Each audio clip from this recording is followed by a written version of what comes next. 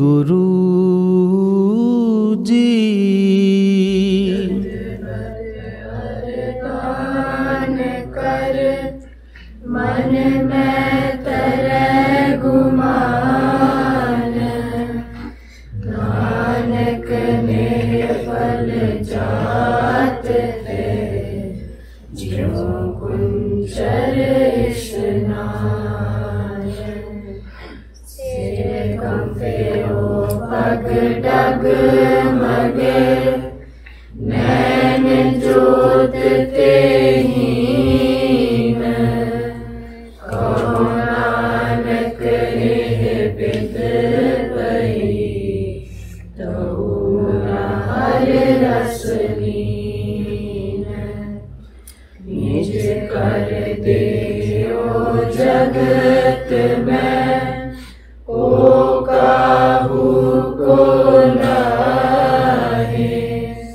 नानक थिर हर भगत है, तेरा खो मन माहे। नानक थिर हर भगत है, तेरा खो मन माहे।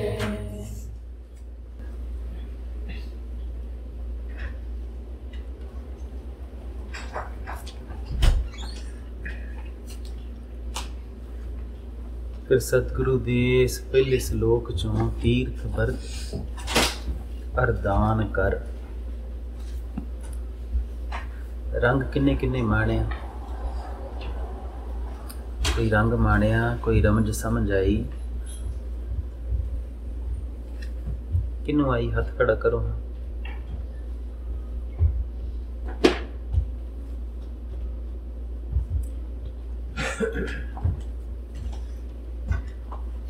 इशारत कीते ही तीर्थ का मतलब की हुंदा नहीं चल पता।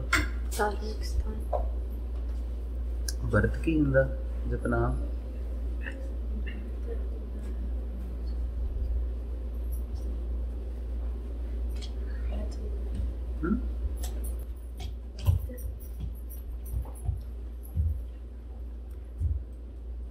एक सनातनियां दी धार्मिक परंपरा है।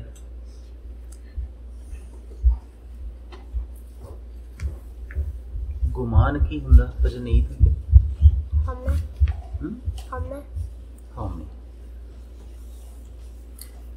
कुंचर की हुंदा निहंग सिंह। तू अर्थ नाल कढ़ के बैठा ना, उदां दस। हाथी। नेहफल की हुंदा लवरीत पुत। नेहफल की हुंदा वो तू पंजाबी बोलने लग गए। देखा चढ़दी कला हो गई। फिर सतगुरु दी इस महिमा चों रंग किन्ने किन्ने माणिया, भैणा ने माणिया। की माणिया दसो।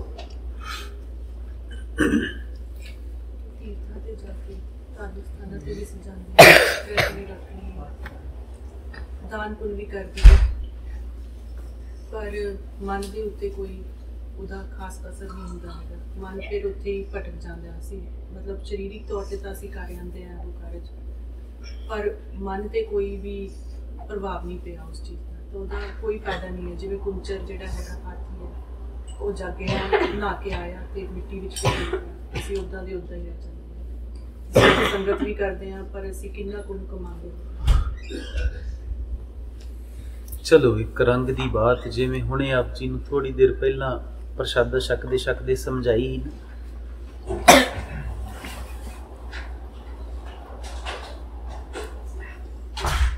कि जदों तुहीं बंदगी परमात्मा दी है कि हर श्वास हर क्षण ओदी याद आवे, वो प्यारा लगे, ओदे नाल प्रीत बने,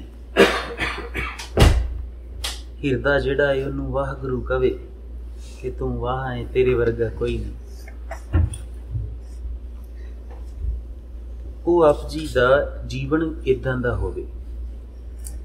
प्रशादा ही छकना एक नॉर्मल कोई एक काम ले लो, किसी ना बात करनी है, प्रशादा छकना है, जल छकना है, ਮਾਂ ਦੇ ਕੋਲ ਬੈਠੇ ਹਾਂ, ਪਿਤਾ ਦੇ ਕੋਲ ਬੈਠੇ ਹਾਂ, ਕਿਰਤ ਕਰਦੇ ਹਾਂ, ਕੋਈ ਇੱਕ ਰੰਗ, ਕੋਈ ਇੱਕ ਕਾਰਜ ਲੈ ਲਓ।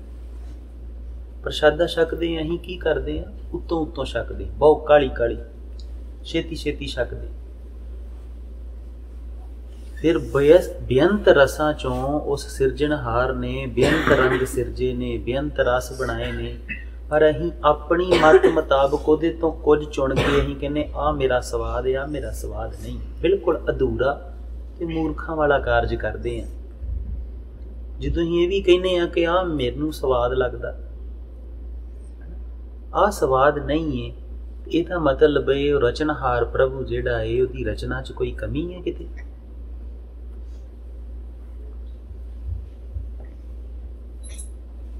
ਇਹਦਾ ਮਤਲਬ ਇਹ ਵੀ ਨਹੀਂ ਕਿ ਤੁਸੀਂ ਜੋ ਗੰਦਮੰਦ ਬਣਾਇਆ ਹੈ ਉਹ ਖਾ ਲਓ, ਹੈਲਦੀ ਖਾਓ, ਉਹ ਗੱਲ ਇੱਕ ਅਲੱਗ ਹੈ। ਪਰ ਜਦੋਂ ਖਾਣੇ ਆ ਉਹਨੂੰ ਕਾਹਲੀ 'ਚ ਨਹੀਂ ਸਿਰਫ ਇੱਕ ਟਾਸਕ ਦੀ, ਇੱਕ ਕਰਮ ਦੀ ਬਾਤ ਕਰਦੇ। ਸਭ ਤੋਂ ਪਹਿਲਾਂ ਉਹਦੀ ਯਾਤਰਾ ਨੂੰ ਵੇਖੋ, ਕਵਨ ਮੂਲ ਤੇ ਕਵਨ ਦ੍ਰਿਸ਼ਟਾਨੀ, ਉਹ ਕਿਸ ਮੂਲ ਤੋਂ ਕਿੱਦਾਂ ਦ੍ਰਿਸ਼ਟਮਾਨ ਹੋ ਰਿਹਾ ਹੈ। ਜੇ ਉਹ ਸੰਸਾਰ 'ਚ ਪ੍ਰਗਟਿਆ ਹੈ ਤੇ ਕਿਵੇਂ ਪ੍ਰਗਟਿਆ ਹੈ, ਉਹਦਾ ਮੂਲ ਕੀ ਹੈ? ਤੁਸੀਂ ਵੇਖੋਗੇ ਕਿਤੇ ਉਹ ਸਮੁੰਦਰਾਂ ਨੂੰ ਰਿੜਕ ਰਿੜਕ ਕੇ ਲੂਣ ਬਣਾਉਂਦਾ ਜਿਹੜਾ ਤੁਸੀਂ ਛਕਦੇ, ਜਿਹਨੂੰ ਸਤਿਗੁਰੂ ਅੰਮ੍ਰਿਤ ਵੀ ਕਹਿੰਦੇ। ਉਹ ਹਰ ਚੀਜ਼ ਅੰਮ੍ਰਿਤ ਹੈ ਜੋ ਉਹ ਆਪ ਬਣਾ ਰਿਹਾ। ਫਿਰ ਉਹ ਜਿਹੜਾ ਸਾਹਿਬ ਹੈ ਉਹਨੇ ਕਿਵੇਂ ਸਮੁੰਦਰਾਂ ਤੋਂ ਪਾਣੀ ਨੂੰ ਚੱਕਿਆ ਹੈ ਬੱਦਲਾਂ ਦੇ ਵਿੱਚ, ਕਿਵੇਂ ਜਿਹੜਾ ਹੈ ਉਹ ਪਹਾੜਾਂ ਤੇ ਵਰਸਾਉਂਦਾ ਹੈ, ਖੇਤਾਂ ਤੇ ਵਰਸਾਉਂਦਾ ਹੈ, ਨਦੀਆਂ ਬਣਾ ਬਣਾ ਕੇ ਹਨ ਉਹਨਾਂ ਨੂੰ ਖੇਤਾਂ ਵਾਸਤੇ ਫੇਰ ਲੈ ਕੇ ਆਉਂਦਾ। ਉਹਦੀ ਜੋ ਤੁਸੀਂ ਛਕ ਰਹੇ ਹੋ ਉਹਦੇ ਵਿੱਚ ਬੇਅੰਤ ਰੰਗਾਂ ਨਾਲ ਉਹ ਸਮਾਇਆ ਹੈ, ਉਹਦੀ ਕਿਰਤ ਸਮਾਈ ਹੈ। ਆਪ ਜੀ ਸਤਿਗੁਰੂ ਦਾ ਉਹ ਸ਼ਬਦ ਪੜ੍ਹਦੇ ਹੋ ਨਾ ਕਿ ਤੇਰੀ ਬੇਗਾਰੀ ਜਿਹੜੀ ਹੈ ਨਾ ਉਹ ਖੂਬ ਹੈ, ਬਹੁਤ ਸੋਹਣੀ ਹੈ। ਕੀ ਪੰਕਤੀਆਂ ਨੇ ਉਹ ਕਿਹਨੂੰ ਯਾਦ ਨੇ? ਨੀਕੀ, ਨੀਕੀ ਕੀ ਹੁੰਦੀ? ਸੋਹਣੀ, ਬਹੁਤ ਜ਼ਿਆਦਾ ਸੋਹਣੀ। ਬੇਗਾਰੀ ਕੀ ਹੁੰਦੀ? ਬੇਗਾਰੀ ਕਿਹਨੂੰ ਪਤਾ ਹੈ? ਯਾਦ ਹੈ ਕਿਸੇ ਬੱਚੇ ਨੂੰ ਬੇਗਾਰੀ ਕੀ ਹੁੰਦੀ? ਬੇਗਾਰੀ ਹੁੰਦੀ ਜਦੋਂ ਤੁਸੀਂ ਕਿਸੇ ਵਾਸਤੇ ਪ੍ਰੇਮ 'ਚ ਕੋਈ ਕਾਰਜ ਕਰਦੇ ਆ ਜਿਹਦੇ ਬਦਲੇ ਆਪ ਜੀ ਨੇ ਕੁਝ ਲੈਣਾ ਨਹੀਂ ਹੁੰਦਾ। ਪੁਰਾਤਨ ਸਮੇਂ ਦੇ ਵਿੱਚ ਬੇਗਾਰੀ ਜਿਹੜੀ ਸੀ ਉਹ ਇੱਕ ਧੰਦਾ ਵੀ ਹੁੰਦਾ ਹੈ ਕਿ ਉਹਨੂੰ ਦਿੱਤਾ ਕੁਝ ਨਹੀਂ ਜਾਂਦਾ, ਬਸ ਬੇਗਾਰੀ ਹੀ ਕੀਤੀ ਜਾਂਦੀ। ਤੇ ਸਤਿਗੁਰੂ ਕਹਿੰਦੇ ਕਿ ਹੇ ਪ੍ਰਮਾਤਮਾ ਜੀ, ਉਹ ਤੇਰੀ ਜਿਹੜੀ ਬੇਗਾਰੀ ਹੈ ਨਾ, ਜਿਹੜੀ ਤੂੰ ਸਭਨਾਂ ਵਾਸਤੇ ਕਰ ਰਿਹਾ ਹੈ, ਉਹ ਬਹੁਤ ਸੋਹਣੀ ਹੈ, ਬਹੁਤ ਖੂਬਸੂਰਤ ਹੈ।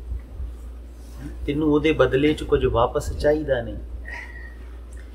ਤੇ ਜਦੋਂ ਤੁਸੀਂ ਦੇਖੋਗੇ ਪਿਆਰੇ ਨੂੰ ਹਰ ਰੰਗ ਦੇ ਵਿੱਚ ਆਪਣੇ ਕਿਸੇ ਵੀ ਕਿ ਭੋਜਨ ਸਾਹਮਣੇ ਆਇਆ ਹੈ ਤੇ ਜੇ ਉਹ ਜਰੇ ਜਰੇ 'ਚ ਸਮਾਇਆ ਹੈ, ਜਰੇ ਜਰੇ ਦੀ ਰਚਨਹਾਰ ਹੈ, ਰਚਨਾ ਕਰਦਾ ਹੈ, ਕਰਤਾ ਹੈ ਨਾ, ਤੇ ਫਿਰ ਆਪ ਜੀ ਦੇ ਭੋਜਨ 'ਚ ਵੀ ਤੇ ਸਮਾਇਆ ਹੈ। ਤੇ ਫਿਰ ਇੱਕ ਇੱਕ ਜਰਾ ਜਿਹੜਾ ਹੈ ਉਹ ਅੰਮ੍ਰਿਤ ਹੋਏਗਾ, ਰਸ ਹੋਏਗਾ। ਤੇ ਜੇ ਉਸਨੂੰ ਉਨੇ ਹੀ ਸਤਿਕਾਰ ਨਾਲ ਪੂਰਾ ਮਾਣ ਕੇ ਜਿਹੜਾ ਇਹ ਛਕੋਗੇ ਤੇ ਛਕਦਿਆਂ ਛਕਦਿਆਂ ਪਤਾ ਕੀ ਹੋਣਾ? ਅੰਦਰ ਇੱਕ ਰੰਗ ਬਣਨਾ ਹੈ, ਅੰਦਰ ਇੱਕ ਧੰਨਵਾਦ ਬਣਨਾ ਹੈ, ਅੰਦਰ ਹਿਰਦੇ ਨੇ ਉਹਦੀ ਪ੍ਰੀਤ ਨਾਲ ਭਰ ਜਾਣਾ ਹੈ ਨਾ, ਅੰਦਰ ਇੱਕ ਖੁਸ਼ਬੂ, ਇੱਕ ਖੇੜੇ ਨਾਲ ਭਰਨੀ ਹੈ ਤੇ ਅੰਦਰੋਂ ਬਸ ਤੁਸੀਂ ਝੂਮ ਉੱਠਣਾ ਤੇ ਤੁਸੀਂ ਕਹਿਣਾ ਕਿ ਤੂੰ ਮੇਰਾ ਵਾਹਿਗੁਰੂ। ਅਸੀਂ ਬੇਅੰਤ ਧਾਰਮਿਕ ਕਾਰਜ ਕਰਦੇ ਹਾਂ ਪਰ ਉਹਦੇ ਨਾਲ ਜੁੜ ਕਿਉਂ ਨਹੀਂ ਪਾਉਂਦੇ? ਕਿਉਂਕਿ ਉਹ ਜੋ ਸਾਡੇ ਲਈ ਕਰ ਰਿਹਾ ਹੈ ਉਹਨੂੰ ਜਾਣਿਆ ਹੀ ਨਹੀਂ ਕਦੀ। ਉਹ ਜੋ ਸਾਡੇ ਨਾਲ ਰਚ ਕੇ ਬੈਠਾ ਹੈ, ਜਿਹੜੀ ਖੇਡ, ਉਹ ਜਿਹੜੀਆਂ ਰੰਗ ਰਲੀਆਂ ਸਾਡੇ ਨਾਲ ਮਾਣਦਾ ਹੈ, ਅਸੀਂ ਮਾਣਦੇ ਨਹੀਂ ਉਹਦੇ ਨਾਲ, ਇਸ ਕਰਕੇ ਅਸੀਂ ਉਹਦੇ ਨਾਲ ਜੁੜ ਨਹੀਂ ਪਾਉਂਦੇ। ਤੇ ਜਦੋਂ ਤੁਸੀਂ ਇੱਕ ਇੱਕ ਜਰੇ ਚੋਂ, ਇੱਕ ਇੱਕ ਜੀਵਨ ਦੀ ਖੇਡ ਚੋਂ ਉਹਨੂੰ ਮਾਣੋਗੇ ਤੇ ਆਪਣੇ ਆਪ ਹੀ ਉਹ ਤੁਹਾਡਾ ਹੋ ਜਾਣਾ ਤੇ ਤੁਸੀਂ ਉਹਦੇ ਹੋ ਜਾਣਾ। ਫਿਰ ਉਹ ਬੇਅੰਤ ਪਿਆਰਾ ਲੱਗਣਾ ਹੈ, ਬਹੁਤ ਪ੍ਰੀਤ ਉਹਦੇ ਨਾਲ ਬਣਨੀ ਹੈ। ਫਿਰ ਅੰਦਰੋਂ ਬਾਰ-ਬਾਰ ਹਿਰਦਾ ਜਿਹੜਾ ਇੱਕ ਰੰਗ 'ਚ ਰਹੇਗਾ ਉਹ ਵਾਹਿਗੁਰੂ ਕਹੇਗਾ। ਫਿਰ ਉਹਦੇ ਤੇ ਹਉਮੈ ਨਹੀਂ ਬਣੇਗੀ, ਉੱਥੇ ਹੰਕਾਰ ਦਾ ਕੋਈ ਕੰਮ ਨਹੀਂ। ਇਸ ਜੀਵਨ ਦੀ ਖੇਡ ਦੇ ਵਿੱਚ ਵਾਸ਼ਨਾ ਦਾ ਕੋਈ ਕਾਰਜ ਹੀ ਨਹੀਂ ਹੈਗਾ। ਵਾਸ਼ਨਾ ਤੇ ਉਰੇ ਆ ਕੇ ਹੁੰਦੀ ਜਦੋਂ ਹੀ ਥੋੜੇ ਕਮਲੇ ਹੁੰਨੇ, ਜਦੋਂ ਮੂਰਖ ਹੁੰਨੇ, ਜਦੋਂ ਉਹਨੂੰ ਵਸਾਰ ਦਿੰਨੇ। ਅਸੀਂ ਕਹਿੰਦੇ ਆ ਕਿ ਆਪ ਜੀ ਦਾ ਜੀਵਨ ਹੀ ਜਿਹੜਾ ਏ ਉਹ ਹੀ ਬੰਦਗੀ ਹੋ ਜਾਣਾ ਚਾਹੀਦਾ, ਉਹ ਬੰਦਗੀ ਦੇ ਨਾਲ ਭਰ ਜਾਣਾ ਚਾਹੀਦਾ। ਤੁਸੀਂ ਮਾਂ ਦੀ, ਸੱਸ ਦੀ, ਸਹੁਰੇ ਦੀ ਉਹਦੀ ਜੋਤ ਜਾਣ ਕੇ ਕਿ ਇਹਦੇ ਅੰਦਰ ਉਹਦੀ ਜੋਤ ਏ, ਇਹਦਾ ਰਚਨਹਾਰ ਹੋਏ, ਬਾਹਰੋਂ ਇਹ ਕੀ ਰੌਲਾ ਪਾਉਂਦਾ, ਇਹਦੇ ਨਾਲ ਮੈਨੂੰ ਮਤਲਬ ਨਹੀਂ ਹੈ। ਇਹ ਵੀ ਸਲੋਕ ਚ ਅੱਗੇ ਆ ਜਾਣਾ, ਜਿੱਥੇ ਕੋ ਕਾਹੂ ਕੋ ਨਾਹੀ ਹੈ ਨਾ, ਉਹਦੇ ਗਹਿਰੇ ਅਰਥਾਂ ਚੋਂ ਵੀ ਆ ਜਾਣਾ ਤੇ ਆਪ ਜੀ ਦਾ ਉਹ ਵੀ ਬੰਦਗੀ ਹੋ ਜਾਣਾ। ਜਿੱਥੇ ਤੁਸੀਂ ਉਹਦੀ ਪ੍ਰੀਤ ਨਾਲ ਭਰ ਜਾਓ, ਜਿੱਥੇ ਉਹਦੇ ਸਿਮਰਨ ਨਾਲ ਆਪ ਜੀ ਦਾ ਹਿਰਦਾ ਭਰ ਜੇ, ਜਿੱਥੇ ਸੁਰਤ ਜਿਹੜੀ ਏ ਬਸ ਉਹ ਤੋਂ ਬਲਹਾਰੇ ਜਾਵੇ।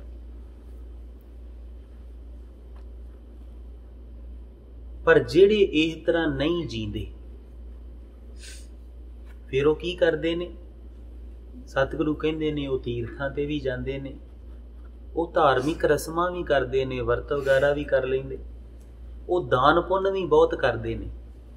ਪਰ ਇਹ ਸਾਰਾ ਕੁਝ ਕਰਕੇ ਤੇ ਫਿਰ ਕੀ ਕਰਦੇ ਨੇ?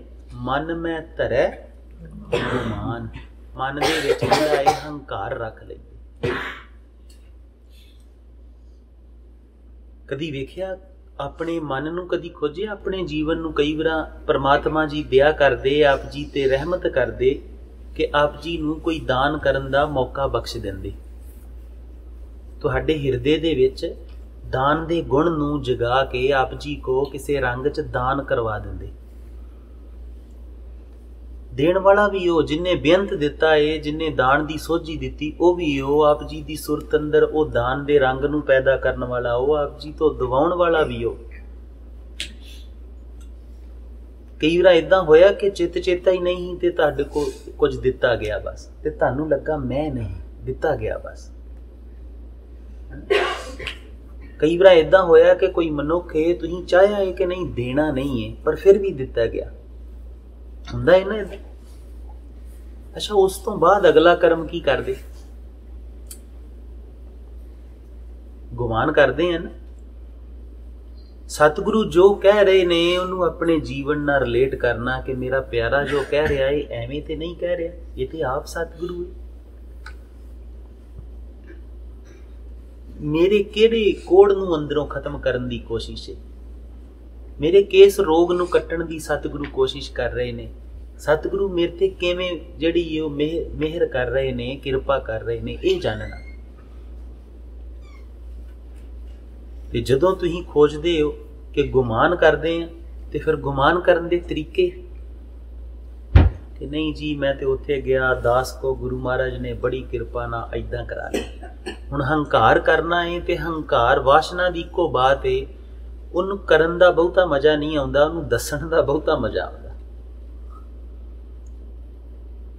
ਵਾਸ਼ਨਾ ਦੇ ਵਿੱਚ ਕੁਝ ਨਹੀਂ ਹੈ, ਇਸ ਕਰਕੇ ਉਹਨੂੰ ਕਰਨ ਦਾ ਆਨੰਦ ਨਹੀਂ ਆਏਗਾ, ਉਹਨੂੰ ਦੱਸਣ ਦਾ ਜ਼ਿਆਦਾ ਆਨੰਦ ਆਉਂਦਾ। ਤੁਸੀਂ ਵੱਡੀ ਜੀ ਕਾਰ ਲੈ ਲਓ, ਕਾਰ 'ਚ ਬਹੁਤਾ ਆਨੰਦ ਨਹੀਂ ਹੈ ਜਿੰਨਾ ਲੋਕਾਂ ਨੂੰ ਵਿਖਾਉਣ ਦਾ ਆਨੰਦ ਹੈ।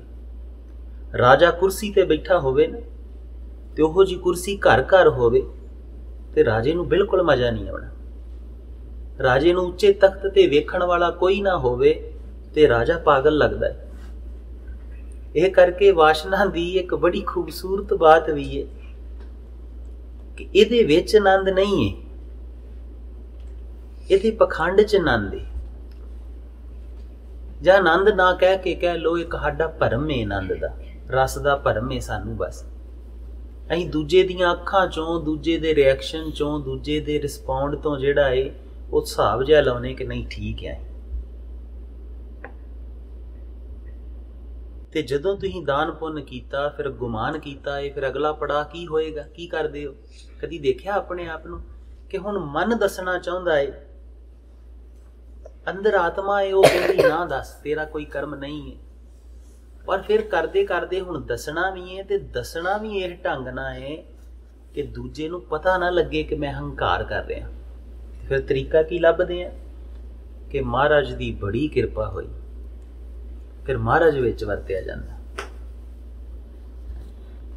ਕਲਗੀਆਂ ਵਾਲੇ ਨੇ ਬੜੀ ਦਇਆ ਕੀਤੀ।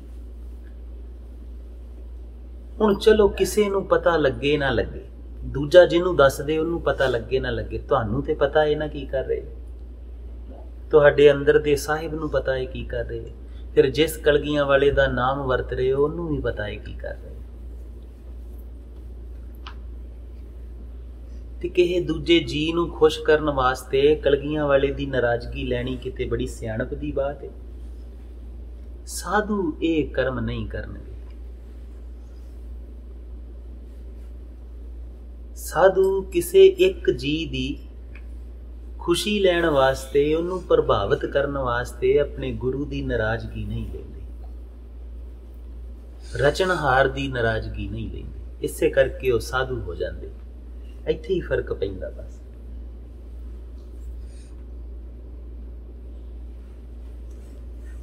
ਸਤਿਗੁਰੂ ਕੋ ਜਦੋਂ ਅਸੀਂ ਪੜ੍ਹਦੇ ਹੁੰਨੇ ਹੀ ਤੇ ਸਤਿਗੁਰੂ ਸਮਝਾਉਂਦੇ ਹੁੰਦੇ ਕਿ ਖੋਜ ਤੂੰ ਕਿੱਥੇ ਕਿੱਥੇ ਇਹ ਕੰਮ ਕੀਤਾ, ਤੇ ਸ਼ਾਇਦ ਜੇ ਕਿਤੇ ਪੁਰਾਣੀਆਂ ਕਾਪੀਆਂ ਲੱਭ ਜਾਣਾ ਤੇ ਸਾਨੂੰ ਯਾਦ ਇਹ ਲਿਖਦੇ ਵੀ ਹੁੰਨੇ ਹੀ ਨਾਲ ਕਿ ਹਾਂ ਆਹ ਜਿਹੜਾ ਸਤਿਗੁਰੂ ਨੇ ਅੱਜ ਸਮਝਾਇਆ ਨਾ, ਅਸੀਂ ਇਹਨਾਂ ਕਰਮਾਂ 'ਚ ਏਦਾਂ ਕਰਦੇ,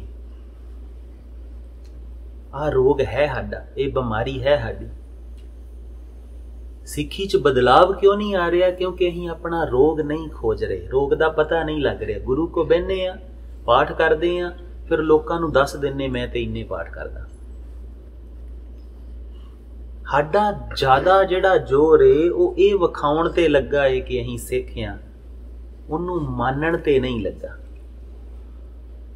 ਉਹ ਗੁਰੂ ਪਿਤਾ ਦੀਆਂ ਰਹਿਮਤਾਂ ਨੂੰ, ਬਖਸ਼ਿਸ਼ਾਂ ਨੂੰ, ਉਸ ਪਿਆਰੇ ਦੇ ਜਿਹੜੇ ਕਹਿ ਲੋ ਕਿ ਬੇਅੰਤ ਬਰਕਤਾਂ ਨੇ ਨਾ, ਉਹਨਾਂ ਨਾਲ ਝੋਲੀਆਂ ਭਰਨ ਤੇ ਨਹੀਂ ਅਸੀਂ ਲੱਗੇ। ਸੁਭਾਵਕ ਹੈ ਜਦੋਂ ਝੋਲੀਆਂ ਖਾਲੀ ਹੋਣਗੀਆਂ ਤੇ ਫਿਰ ਅਸੀਂ ਕੀ ਕਰਾਂਗੇ? ਅਸੀਂ ਪਖੰਡ ਕਰਾਂਗੇ, ਕਿਉਂਕਿ ਕੋਲ ਨਹੀਂ ਹੈ। ਹੁਣ ਮੰਨ ਲਓ ਦੁਨੀਆ ਦੇ ਜਿਹੜੇ ਅਮੀਰ ਲੋਕ ਨੇ, ਜਿਹੜੇ ਪਹਿਲੇ ਦੂਜੇ 10 ਨੰਬਰਾਂ ਤੇ ਆਉਂਦੇ ਹੋਣਗੇ, ਉਹਨਾਂ ਨੂੰ ਕਦੀ ਅਮੀਰੀ ਦਾ ਪਖੰਡ ਕਰਨਾ ਪੈਂਦਾ ਜਾਂ ਦੱਸਣਾ ਪੈਂਦਾ ਕਿ ਅਸੀਂ ਅਮੀਰ ਹਾਂ? ਕਿਉਂਕਿ ਅਮੀਰ ਨਹੀਂ, ਉਹ ਦੱਸਣ ਦੀ ਜ਼ਰੂਰਤ ਹੀ ਨਹੀਂ ਹੈ। ਜੇ ਦਿਨ ਸਿੱਖੀ ਦੇ ਰੰਗਾਂ ਦੀਆਂ ਝੋਲੀਆਂ ਭਰੀਆਂ ਹੋਣ, ਉਸ ਦਿਨ ਪਖੰਡ ਨਹੀਂ ਕਰਨਾ ਪੈਂਦਾ, ਉਸ ਦਿਨ ਤੇ ਮੰਨਣ ਤੋਂ ਵੇਲ ਨਹੀਂ। ਇਹ ਕਿੱਦਾਂ ਦੀ ਬਾਤ ਹੈ ਨਾ ਕਿ ਮਹਾਨੰਦ ਝੋਲੀ 'ਚ ਤੇ ਉਹਨੂੰ ਮਾਣਿਆ ਨਹੀਂ ਜਾ ਰਿਹਾ, ਦੱਸਿਆ ਜਾ ਰਿਹਾ ਹੈ ਕਿ ਮੈਂ ਸਿੱਖ ਕਿੱਦਾਂ ਦਾ। ਸੱਚਾ ਸਿੱਖ ਜਿਹੜਾ ਹੈ ਉਹ ਕਦੀ ਨਹੀਂ ਦੁਹਾਈ ਦੇਗਾ, ਉਹ ਮੰਨਦਾ ਹੈ ਬਸ। ਉਹਦੇ ਜੀਵਨ 'ਚੋਂ ਪਤਾ ਲੱਗੇਗਾ ਕਿ ਮੰਨ ਰਿਹਾ ਹੈ, ਇਹਨੂੰ ਦੱਸਣ ਦੀ ਜ਼ਰੂਰਤ ਨਹੀਂ। ਤੇ ਜਿਹਦੇ ਕੋਲ ਨਹੀਂ ਹੈ ਉਹਨੂੰ ਇਹ ਕਰਨਾ ਪੈਂਦਾ। ਤੇ ਸਤਿਗੁਰੂ ਉਸੇ ਹੀ ਰੰਗ ਦਾ ਅੱਜ ਜਿਹੜਾ ਕੋੜ ਹੈ ਨਾ, ਉਹ ਸਾਡੇ ਅੰਦਰੋਂ ਕੱਢਣ ਡਏ ਨੇ ਕਿ ਤੂੰ ਧਾਰਮਿਕ ਰੰਗ ਕਰ ਲਏ, ਰਸਮਾਂ ਕਰ ਲਈਆਂ, ਇਹ ਸਾਰਾ ਕੁਝ ਕਰਨ ਦੇ ਭਲਾ ਵੀ ਕਰ ਲਿਆ, ਪਰ ਕਰਨ ਦੇ ਬਾਵਜੂਦ ਕੀਤਾ ਕੀ ਹੈ? ਗੁਮਾਨ ਕਰਦਾ ਹੈ, ਮਨ ਦੇ ਵਿੱਚ ਰੱਖਦਾ ਹੈ ਗੁਮਾਨ। ਤੇ ਸਾਨੂੰ ਯਾਦ ਹੈ, ਅਸੀਂ ਆਪਣੀ ਬਾਤ ਕਰਦੇ ਹਾਂ ਕਿ ਜੇ ਦਾਨ ਪੁੰਨ ਕਰ ਦੇਣਾ, ਤੇ ਅਸੀਂ ਜਦੋਂ ਲਿਖਦੇ ਹੁੰਦੇ ਸੀ, ਜੇ ਸਾਨੂੰ ਉਸ ਪੂਰੀ ਸ਼ਬਦ ਤੇ ਨਹੀਂ ਯਾਦ, ਤੇ ਸਾਨੂੰ ਯਾਦ ਹੀ ਦਾਨ ਤੇ ਭਾਵੇਂ ਹੀ 100 ਰੁਪਈਏ ਦਾ ਕੀਤਾ ਹੋਵੇ, ਤੇ ਇੱਕ ਵਾਰ ਦੱਸਿਆ ਜੀ ਥੋੜੀ ਭਰਦਾ। ਜਿਹੜੀ ਮਹਿਫਲ 'ਚ ਬੈਠੇ ਉੱਥੇ ਦੱਸਣ ਦਾ ਕੋਸ਼ਿਸ਼ ਕਰਦੇ। ਇਹ ਹੁਣ ਤੁਸੀਂ ਕੀ ਕਰਦੇ ਆ, ਇਹ ਤੁਸੀਂ ਆਪਣਾ ਆਪਣਾ ਖੁਦ ਖੋਜਿਓ। ਤੇ ਸਤਿਗੁਰੂ ਕਹਿੰਦੇ ਏਦਾਂ ਦਾ ਇਹ ਸਭ ਕੁਝ ਜਿਹੜਾ ਹੈ ਇਹ ਨਿਫਲ ਹੈ, ਵਿਅਰਥ ਹੋ ਜਾਣਾ। ਇਹ ਤੇ ਏਦਾਂ ਹੈ ਜਿਵੇਂ ਹਾਥੀ ਜਿਹੜਾ ਹੈ ਉਹ ਇਸ਼ਨਾਨ ਕਰ ਲੈਂਦਾ ਹੈ, ਤੇ ਇਸ਼ਨਾਨ ਕਰਨ ਤੋਂ ਬਾਅਦ ਵਾਪਸ ਫਿਰ ਜਿਹੜਾ ਹੈ ਰੇਤ ਜਿਹੜੀ ਹੈ ਉਹ ਭਰ ਕੇ ਸੁੰਡ 'ਚ ਆਪਣੇ ਉੱਤੇ ਸੁੱਟ ਲੈਂਦਾ, ਮਿੱਟੀ ਜਿਹੜੀ ਹੈ ਆਪਣੇ ਉੱਤੇ ਸੁੱਟ ਲੈਂਦਾ, ਫਿਰ ਮੈਲਾ ਓਨਾ ਹੀ ਹੋ ਜਾਂਦਾ।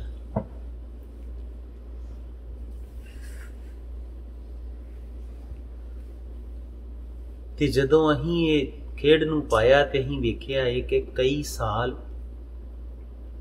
ਧਾਰਮਿਕ ਜਗਤ ਦੇ ਜਿਹੜੇ ਲੋਕ ਨੇ ਨਾ, ਉਹ ਇਸੇ ਤਰ੍ਹਾਂ ਹੀ ਕਰੀ ਜਾਂਦੇ। ਬਸ ਇਸ਼ਨਾਨ ਕਰ ਲੈਂਦੇ, ਫਿਰ ਮਿੱਟੀ ਪਾ ਲੈਂਦੇ, ਇਸ਼ਨਾਨ ਕਰ ਲੈਂਦੇ, ਫਿਰ ਮਿੱਟੀ ਪਾ ਲੈਂਦੇ।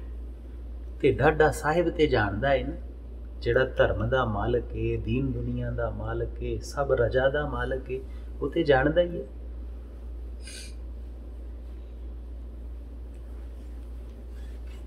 ਉਹ ਤਰਸ ਵੀ ਖਾਂਦਾ ਏ ਆਪਣੇ ਸਿੱਖਾਂ ਤੇ ਕਿ ਇਹ ਕੋੜ ਕਿਤੇ ਮੇਰੇ ਬੱਚਿਆਂ 'ਚ ਨਾ ਰਹਿ ਜਾਏ। ਸਮਝ ਆਈ ਬਾਤ ਕਿ ਨਹੀਂ? ਕਰਨਾ ਕੀ ਚਾਹੀਦਾ ਏ? बस ਉਹਦੇ ਤੋਂ ਕੁਰਬਾਨ ਜਾਣਾ ਚਾਹੀਦਾ ਹੈ। ਤੁਹਾਡੇ ਤੇ ਜਿੰਨੇ ਵੀ ਗੁਣ ਨੇ ਜਦੋਂ ਵੀ ਪ੍ਰਗਟ ਹੋਵੇ, ਦਾਨ ਪ੍ਰਗਟ ਹੋਵੇ, ਵਾਹਿਗੁਰੂ ਕਹਿ ਲਓ ਉਸ ਪਿਆਰੇ ਨੂੰ, ਜਾਪ ਕਰ ਲਓ ਤੇ ਬਸ ਉਤੋਂ ਇੱਕ ਤਰ੍ਹਾਂ ਕੁਰਬਾਨ ਜਾਓ ਕਿ ਤੂੰ ਕਰਾ ਲਿਆ, ਬਸ ਇੰਨਾ ਹੀ। ਉਹਦੇ ਗੁਣਾਂ ਦੀ, ਉਹਦੇ ਨਾਮ ਦੀ ਕੋਈ ਮਹੱਤਵ ਰੱਖੋ ਜ਼ਿੰਦਗੀ 'ਚ ਕਿ ਕੁਝ ਹੋਇਆ ਏ, ਤੇ ਫਿਰ ਆਪਣੇ ਪਿਆਰੇ ਤੇ ਮਾਣ ਕਰੋ, ਪਿਆਰੇ ਤੋਂ ਕੁਰਬਾਨ ਜਾਓ ਕਿ ਹੇ ਪਿਆਰੇ ਤੂੰ ਕਰਾ ਲਿਆ, ਮੈਂ ਜੋਗ ਨਹੀਂ, ਬਸ ਤੂੰ ਕਰਾ ਲਿਆ।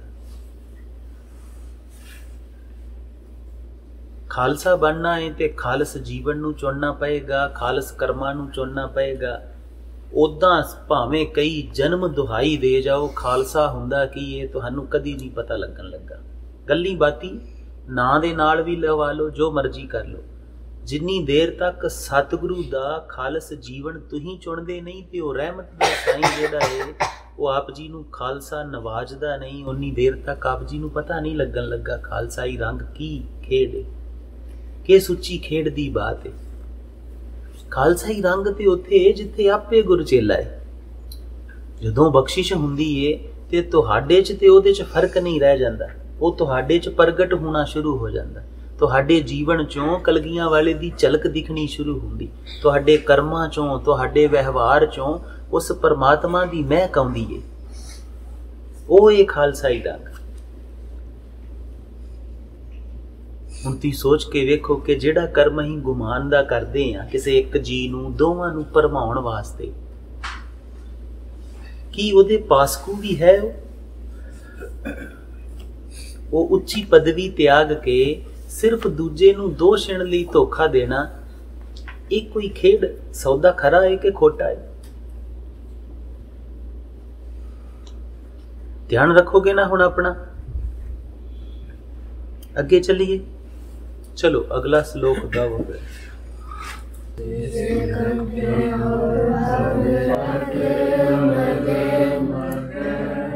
ਨੈਣ ਜੋਗ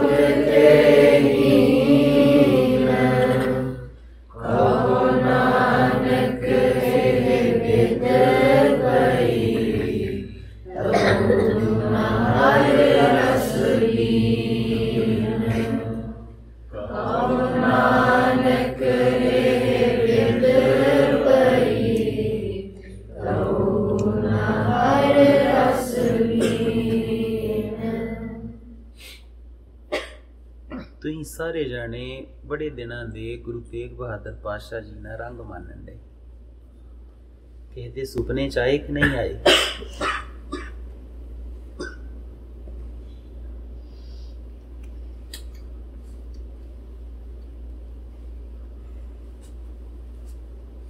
ਜਿਹੜਾ ਕਲਗੀਆਂ ਵਾਲੇ ਦਾ ਵੀ ਸਾਹਿਬ ਏ, ਉਹ ਕਿਸੇ ਦੇ ਸੁਪਨੇ 'ਚ ਆਇਆ ਕਿ ਨਹੀਂ ਆਇਆ?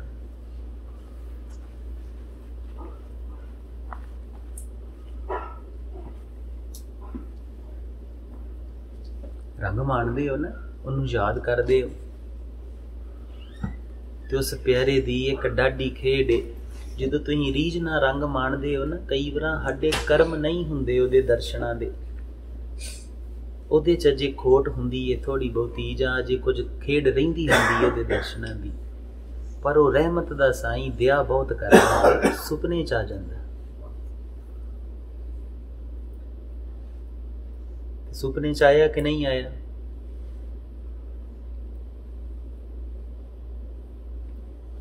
ਅੱਛਾ, ਜਿਹਦੇ ਨਹੀਂ ਆਇਆ ਨਾ, ਇਹ ਹੁਣ ਜਾਣਨਾ ਪਏਗਾ ਆਇਆ ਕਿਉਂ ਨਹੀਂ, ਹੈ ਨਾ? ਪੀਜ਼ਾ ਯਾਦ ਕਰੋ, ਪੀਜ਼ਾ ਤੇ ਸੁਪਨੇ 'ਚ ਆ ਜਾਂਦਾ, ਤੇ ਮੇਰੇ ਨਾਵੇਂ ਪਿਤਾ ਕਿਉਂ ਨਹੀਂ ਆਏ?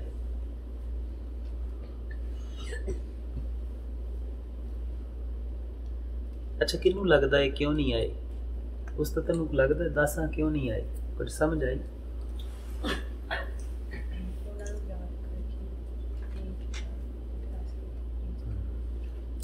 ਨਾਵੇਂ ਪਿਤਾ ਨੂੰ ਉਹਨੇ ਰੰਗ 'ਚ ਯਾਦ ਨਹੀਂ ਕੀਤਾ।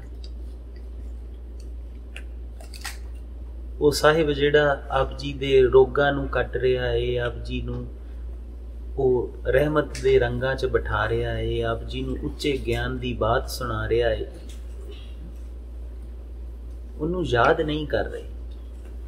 ਚਾਹੀਦਾ ਤੇ ਇਦਾਂ ਹੀ ਕਿ ਆਪ ਜੀ ਸਲੋਕ ਕਰਦੇ, ਫਿਰ ਆਪ ਜੀ ਦੇ ਅੰਦਰ ਬਸ ਉਹ ਸਾਹਿਬ ਦੀ ਸੁਰਤ ਯਾਦ ਬਣੀ ਰਹਿੰਦੀ ਹੈ ਨਾ। ਤੇ ਤੁਸੀਂ ਤੁਰਦੇ ਫਿਰਦੇ ਇੱਧਰ ਜਾਂਦੇ, ਧੰਨ ਗੁਰੂ ਤੇਗ ਬਹਾਦਰ ਪਾਤਸ਼ਾਹ, ਧੰਨ ਗੁਰੂ ਤੇਗ ਬਹਾਦਰ ਪਾਤਸ਼ਾਹ, ਧੰਨ ਮੇਰੇ ਤੇਗ ਬਹਾਦਰ ਪਾਤਸ਼ਾਹ, ਤੁਸੀਂ ਗਾਉਂਦੇ ਰਹਿੰਦੇ, ਤੁਹਾਡਾ ਹਿਰਦਾ ਉਹਨੂੰ ਆਵਾਜ਼ ਮਾਰਦਾ। ਜੇ ਉਹਨੂੰ ਆਪਣੀ ਸੁਰਤ 'ਚ ਜਗ੍ਹਾ ਨਹੀਂ ਦਿੱਤੀ ਤੇ ਉਹ ਆਪ ਜੀ ਦੇ ਜੀਵਨ 'ਚ ਨਹੀਂ ਆਏਗਾ। ਨਹੀਂ ਤੇ ਉਹਨੇ ਸੁਪਨੇ 'ਚ ਆ ਜਾਣਾ ਹੈ, ਘੱਟੋ ਘੱਟ ਸੁਪਨੇ ਚ ਤੇ ਆ ਹੀ ਜਾਣਾ, ਆ ਜਾਣਾ ਹੀ ਕਿ ਨਹੀਂ। ਇੰਨਾ ਕਠੋਰ ਨਹੀਂ ਹੈ ਉਹ ਕਿ ਆਉਂਦਾ ਨਹੀਂ।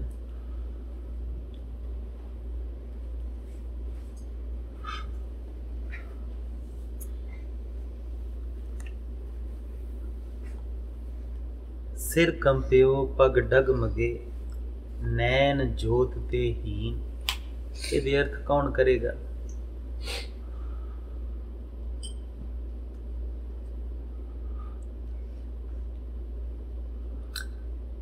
ਚੱਲ ਪੁੱਤੀਏ ਤੂੰ ਕਰ ਦੇ। ਸਿਰ ਕੰਮ ਦਾ ਪੈਰ ਜਿੱਥੇ ਤੁਸੀਂ ਨਾਲ ਇੱਥੇ ਅਰਥ ਕੱਢ ਕੇ ਤੇ ਨਹੀਂ ਬੈਠੇ ਰਹਿੰਦੇ, ਫਿਰ ਠੀਕ ਹੈ। ਕਿ ਸਿਰ ਕੰਮ ਦਾ ਰਹਿੰਦਾ, ਜਿੱਥੇ ਪੈਰ ਰੱਖਣੇ ਚਾਹੁੰਦੇ ਉੱਥੇ ਰੱਖਣੇ ਹੁੰਦੇ, ਅਤੇ ਨੈਣਾਂ ਤੋਂ ਅੱਖਾਂ ਤੋਂ ਜੋਤ ਚਲੀ ਜਾਂਦੀ। ਏਦਾਂ ਕਿਉਂ ਹੁੰਦਾ? ਬੁਢਾਪੇ 'ਚ। ਅੱਛਾ, ਹੋਰ ਕਿਹਨੂੰ ਕਿਹਨੂੰ ਲੱਗਦਾ ਇਹਦੇ ਇਹੋ ਅਰਥ ਨੇ? ਹੱਥ ਖੜਾ ਕਰੋ। ਹਾਂ, ਉੱਚਾ। ਅੱਛਾ, ਜਿਹਨੂੰ ਇਹ ਨਹੀਂ ਲੱਗਦਾ ਉਹ ਦੂਜੇ ਅਰਥ ਜਿਹੜੇ ਨੇ ਉਹ ਦੱਸੇ। ਪੈਣਾ ਇਹੋ ਅਰਥ ਨੇ ਕਿ ਦੂਜੇ ਨੇ?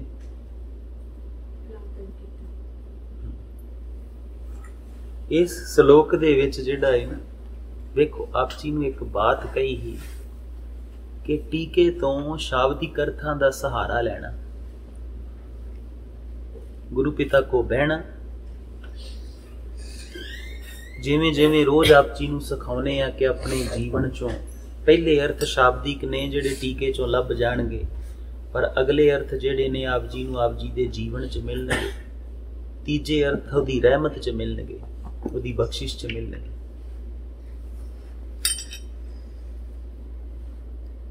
ਸਿਰ ਕੰਪਿਓ ਕਿ ਸਿਰ ਕੰਬਦਾ ਏ, ਪੱਗ ਜਿਹੜੇ ਨੇ, ਪੈਰ ਜਿਹੜੇ ਕਦਮ ਨੇ ਉਹ ਡਗਮਗਾ ਜਾਂਦੇ, ਤੇ ਨੈਣ ਜੋਤ ਤੇ ਹੀਣ, ਤੇ ਨੈਣਾ ਤੋਂ ਬਹੁਤਾ ਦਿਖਾਈ ਨਹੀਂ ਦਿੰਦਾ। ਇਹ ਤੇ ਟੀਕਾਕਾਰ ਦੇ ਅਰਥ ਨੇ, ਇਹ ਤੇ ਪ੍ਰੋਫੈਸਰ ਸਾਹਿਬ ਸਿੰਘ ਨੇ ਕਰ ਦਿੱਤੇ। ਤੇ ਸਤਿਗੁਰੂ ਕਹਿੰਦੇ ਨੇ, ਕਹੋ ਨਾਨਕ ਇਹ ਬਿਦ ਪਈ ਤਉ ਨਾ ਹਰ ਰਸ। ਜਦੋਂ ਇਹ ਅਵਸਥਾ ਆ ਗਈ ਤੇ ਉਦੋਂ ਫਿਰ ਤੇਰੇ ਕੋ ਉਸ ਪਿਆਰੇ ਦਾ ਜਿਹੜਾ ਰਸ ਹੈ ਉਹ ਲਿਆ ਨਹੀਂ ਜਾਣਾ। ਪਰ ਗੁਰੂ ਅਮਰਦਾਸ ਪਾਤਸ਼ਾਹ ਜੀ ਤੇ ਬਹੁਤ ਬਿਰਧ ਸੀ, ਉਹ ਤੇ ਉਦੋਂ ਵੀ ਲੈਂਦੇ ਰਹੇ। ਬਾਬਾ ਬੁੱਢਾ ਸਾਹਿਬ ਵੀ ਬਹੁਤ ਬਿਰਧ ਅਵਸਥਾ 'ਚ ਉਹ ਰਸ ਨੂੰ ਮਾਣਦੇ ਰਹੇ। ਫਿਰ ਉੱਥੇ ਤੇ ਪੰਕਤੀਆਂ ਗਲਤ ਹੋ ਗਈਆਂ। ਤੇ ਕੀ ਸਤਿਗੁਰੂ ਕਦੀ ਗਲਤ ਹੁੰਦੇ? ਆਪ ਜੀ ਨੇ ਬੜੇ ਬਜ਼ੁਰਗ ਵੇਖੇ ਹੋਣਗੇ ਜਿਹੜੇ ਨਾਮ ਬਾਣੀ ਵਾਲੇ ਨੇ, ਬੜੇ ਮਹਾਂਪੁਰਸ਼ ਦੇਖੇ ਹੋਣਗੇ ਜਿਹੜੇ ਬਿਰਧ ਅਵਸਥਾ 'ਚ ਵੀ ਉਸ ਪਿਆਰੇ ਦੀਆਂ ਰੰਗ ਰਲੀਆਂ ਖੂਬ ਮਾਣਦੇ। ਫਿਰ ਇਹ ਟੀਕਾਕਾਰ ਦੇ ਅਰਥ ਸਹੀ ਕਿਵੇਂ ਹੋਏ?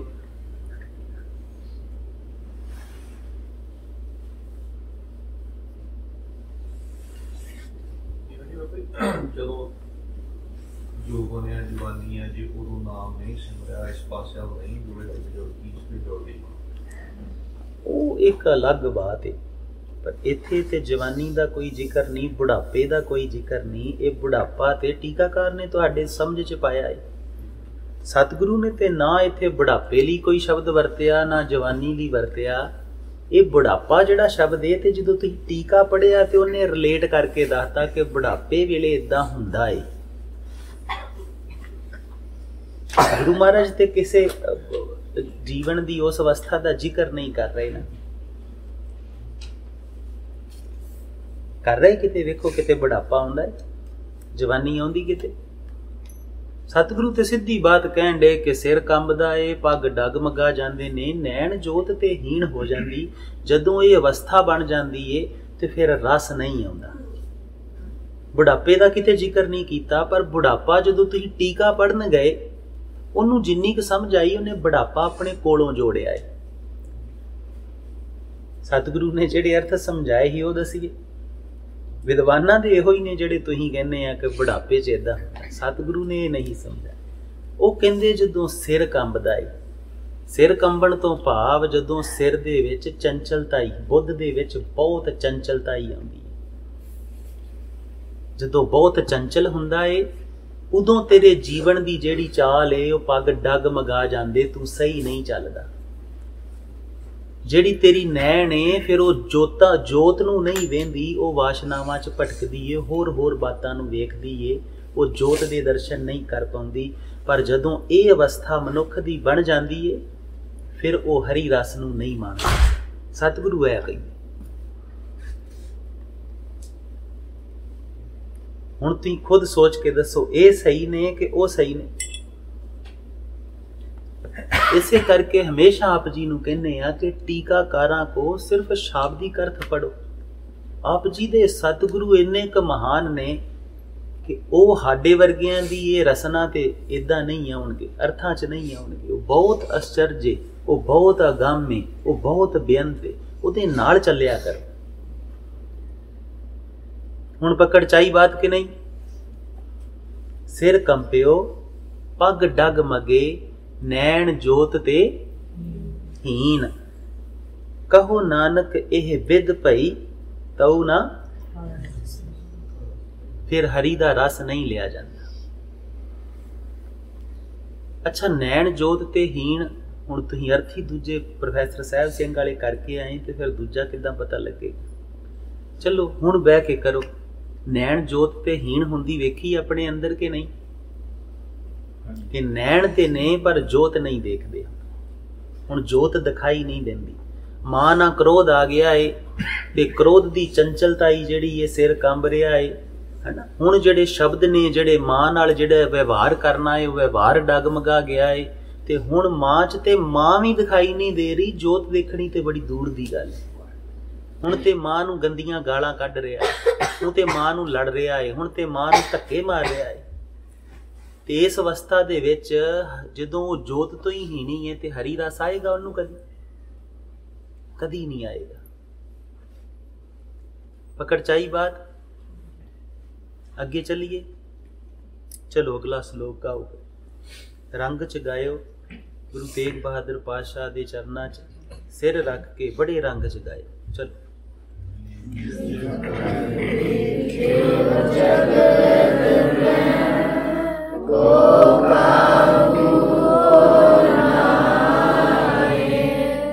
ਨਾਨਕ ਤੇਰ ਹਰ ਭਗਤ ਹੈ, ਤੇਰਾ ਕੋ ਮਨ ਮਾਹੇ।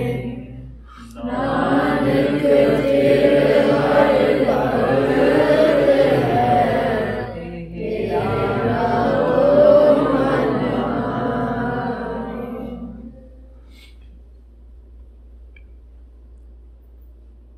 ਸਤਿਗੁਰੂ ਕਹਿੰਦੇ ਨੇ ਨਿਜ ਕਰ ਦੇ ਅਰਥ ਕੀ ਹੁੰਦੇ? ਗੁਰੂ ਪੁੱਤ ਨੂੰ ਪਤਾ ਹੈ? ਅੱਛਾ, ਕਿਹਨੂੰ ਪਤਾ ਹੈ ਨਿਜ ਦੇ ਅਰਥ ਕੀ ਹੁੰਦੇ? ਹਾਂਜੀ, ਆਪਣਾ। ਹੋਰ ਕਿਹਨੂੰ ਪਤਾ ਹੈ? ਨਿਜ ਕਰ ਦੇਖਿਓ ਜਗਤ ਮੈਂ, ਕੋ ਕਾਹੂ ਕੋ ਨਹੀਂ। ਕਿ ਇਸ ਜਗਤ ਦੇ ਵਿੱਚ ਇਹਦੇ ਇੱਕ ਤੇ ਆਪਣਾ ਅਰਥ ਇੱਕ ਨਿੱਜੀ ਤੌਰ ਤੇ ਵੀ ਹੁੰਦਾ ਕਿ ਦੇਖਿਆ ਇਹ ਕੋਈ ਕਿਸੇ ਦਾ ਨਹੀਂ। ਜਿਹਨੂੰ ਵੀ ਆਪਣਾ ਬਣਾ ਕੇ ਦੇਖਿਆ ਇਹ ਉਹ ਆਪਣਾ ਨਹੀਂ ਬਣਦਾ।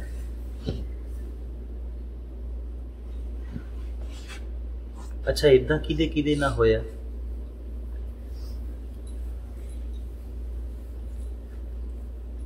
ਵਾਵਾ ਜਾਣਿਆ ਨਾ ਹੋਇਆ ਹਨ। ਤੇ ਸਤਿਗੁਰੂ ਨੂੰ ਪੁੱਛਿਆ ਹੀ ਕਿ ਇਦਾਂ ਕਿਉਂ ਹੈ?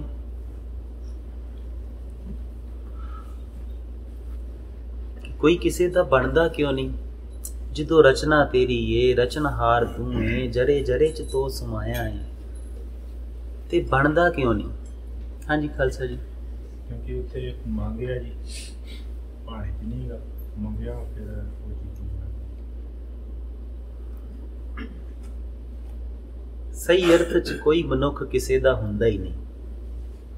ਉਹਦੀ ਬੁੱਧ ਦੇ ਅੰਦਰ ਕੁਝ ਮੰਗਾਂ ਨੇ, ਉਹ ਜਿਹੜੀਆਂ ਮੰਗਾਂ ਨੇ ਜੇ ਉਹ ਪੂਰੀਆਂ ਕਰਦਾ ਏ ਤੇ ਉਹ ਆਪਣਾ ਏ, ਨਹੀਂ ਤੇ ਆਪਣਾ ਨਹੀਂ। ਜਿਵੇਂ ਕੱਲ ਪਰਸੋਂ ਵੀ ਦੱਸਿਆ ਸੀ ਕਿ ਪਤਨੀ ਏ ਤੇ ਪਤਨੀ ਉਹ ਸਰੀਰ ਨਹੀਂ ਏ ਜਿਹੜਾ ਪਰਮਾਤਮਾ ਨੇ ਬਾਹਰ ਬਣਾਇਆ ਏ, ਜਿਹੜੀ ਰਚਨਾ ਬਾਹਰ ਬਣਾਈ ਏ। ਅਸਲ ਦੇ ਵਿੱਚ ਆਪਣੇ ਅੰਦਰ ਕੁਝ ਮੰਗਾਂ ਨੇ, ਜੇ ਉਹ ਲਿਸਟ ਮੰਗਾਂ ਦੀ ਪੂਰੀ ਕਰਦੀ ਏ ਪਤਨੀ ਤੇ ਪਤਨੀ ਏ, ਨਹੀਂ ਤੇ ਨਹੀਂ। ਤੇ ਜਿਹੜੀ ਉਹ ਲਿਸਟ ਨਹੀਂ ਪੂਰੀ ਕਰਦੀ ਉਹ ਪਤਨੀ ਸਾਨੂੰ ਚਾਹੀਦੀ ਨਹੀਂ, ਭਾਵੇਂ ਸਰੀਰ ਇੱਕ ਹੀ ਹੈ ਨਾ। ਤੇ ਨਾਲ ਇੱਕ ਦੇਵਤਾ ਜਿਹੜਾ ਜੈਨਸ ਹੈ ਉਹਦੀ ਵੀ ਉਦਾਹਰਨ ਦਿੱਤੀ ਸੀ। ਜਦੋਂ ਜੋਤ ਨਹੀਂ ਦਿਖਾਈ ਦੇਗੀ, ਸਭਨਾਂ ਦੇ ਅੰਦਰ ਜੋਤ ਨਹੀਂ ਦਿਖਾਈ ਦੇਗੀ, ਤੇ ਫਿਰ ਸਭ ਆਪਣੇ ਨਹੀਂ ਹੋਣਗੇ, ਫਿਰ ਕੋਈ ਕਿਸੇ ਦਾ ਨਹੀਂ ਹੈ। ਉਹਦੇ ਤੋਂ ਬਿਨਾਂ ਤੁਸੀਂ ਜਿਹਨੂੰ ਮਰਜ਼ੀ ਆਪਣਾ ਬਣਾ ਲਓ, ਕੋਈ ਕਿਸੇ ਦਾ ਨਹੀਂ। ਇਸ ਅਲੱਗ ਬਾਤ ਹੈ ਕਿ ਅਸੀਂ ਮਨ ਕਰਕੇ ਕੀ ਮੰਨਿਆ। ਮਾਂ ਨੂੰ ਮਾਂ ਮੰਨ ਲੈਂਦੇ ਆ, ਪਰ ਮੰਨਿਆ ਹੈ ਮਨ ਮਾਤੇ, ਮਨ ਕਰਕੇ ਮੰਨੀ ਗਈ ਹੈ। ਕਦੀ ਦੇਖਿਆ ਨਹੀਂ ਕਿ ਮਾਂ ਦੇ ਅੰਦਰ ਕੋਈ ਉਹਦਾ ਨੂਰ ਹੋਏਗਾ, ਕੋਈ ਉਹਦੀ ਪਾਲਣਾ ਦਾ ਢੰਗ ਹੋਏਗਾ। ਮਾਂ ਜਿਹੜਾ ਏ ਉਹ ਇੱਕ ਸਰੀਰ ਨਹੀਂ ਏ, ਉਹਦੀ ਪਾਲਣਾ ਦੀ ਇੱਕ ਰਹਿਮਤ ਏ। ਪਿਤਾ ਉਹਦੀ ਪਾਲਣਾ ਦਾ ਇੱਕ ਰਹਿਮਤ ਏ। ਉਹ ਸਾਹਿਬ ਜਿਹੜਾ ਏ ਨਾ ਚਾਹਵੇ ਤੇ ਉਹ ਸਰੀਰ ਜਿਹੜਾ ਏ ਉਹ ਪਤੀ ਨਾਲ ਲੜ ਕੇ ਪਹਿਲਾਂ ਬੱਚਿਆਂ ਨੂੰ ਜ਼ਹਿਰ ਦੇ ਦਿੰਦਾ। ਕਈ ਵਾਰ ਦੇਖਿਆ ਏ ਕਿ ਉਹੀ ਮਾਵਾਂ ਨੇ ਜਿਹੜੀਆਂ ਕ੍ਰੋਧ ਚ ਆ ਕੇ ਲੜੀਆਂ ਕਿਸੇ ਨਾਲ, ਇਹ ਨਿਆਣਾ ਕੁੱਟ-ਕੁੱਟ ਕੇ ਜਿਹੜਾ ਉਹਦਾ ਸਜਾ ਦਿੰਦੀਆਂ, ਉਹਦਾ ਬੁਰਾ ਹਾਲ ਕਰ ਦਿੰਦੀਆਂ। ਉਹ ਜਿਹੜੀ ਰਹਿਮਤ ਏ ਉਹ ਏਦਾਂ ਨਹੀਂ ਕਰਦੀ। ਇਹ ਸਰੀਰਾਂ ਦੀ ਖੇਡ ਦੇ ਵਿੱਚ ਉਲਝ ਜਾਣਾ ਜਿਹੜਾ ਹੈ ਨਾ, ਇਹ ਗੜਬੜ ਏ। ਸਭ ਤੋਂ ਜ਼ਰੂਰੀ ਏ ਕਿ ਉਹ ਸਭ ਗੋਬਿੰਦ ਹੈ, ਸਭ ਗੋਬਿੰਦ ਹੈ ਦੀ ਖੇਡ ਨੂੰ ਜਾਣੀਏ। ਏਕ ਨੂਰ ਤੇ ਸਭ ਜਗ ਉਪਜਿਆ ਨੂੰ ਜਾਣੀਏ, ਉਹਦੇ ਨਾਲ ਕੋਈ ਸੰਬੰਧ ਬਣਾਈਏ।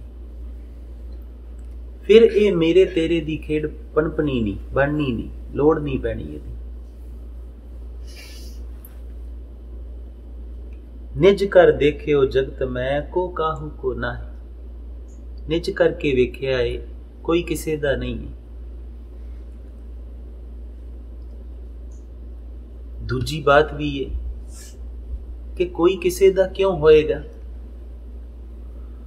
ਜਦੋਂ ਹੈ ਹੀ ਇੱਕ ਤੇ ਕੋਈ ਕਿਸੇ ਦਾ ਕਿਉਂ ਹੋਏਗਾ। ਜਦੋਂ ਹਰ ਸਰੀਰ ਚੋਂ ਇੱਕ ਹੀ ਖੇਡ ਰਿਹਾ ਏ, ਇੱਕ ਹੀ ਰੰਗ ਬਣਾ ਰਿਹਾ ਏ, ਖੇਡ ਦੇ ਅਨੁਸਾਰ ਤੇ ਜਿਹੜਾ ਪ੍ਰੇਮ ਏ, ਮੁਹੱਬਤ ਏ, ਆਪਣਾਪਨ ਏ, ਸਭ ਕੁਝ ਮਿਲ ਰਿਹਾ ਏ, ਤੇ ਕੋਈ ਕਿਸੇ ਦਾ ਹੋਏਗਾ ਕਿਉਂ? ਕਿਉਂਕਿ ਹੋਣ ਵਾਸਤੇ ਤੇ ਦੋ ਚਾਹੀਦੇ ਨੇ ਨਾ। ਕੋਈ ਦੋ ਹੋਣਗੇ ਤੇ ਇੱਕ ਦੂਜੇ ਦੇ ਹੋਣਗੇ। ਜਦੋਂ ਹੋਏਗਾ ਇੱਕ ਤੇ ਕਿਉਂ ਦੂਜੇ ਦਾ ਹੋਏਗਾ?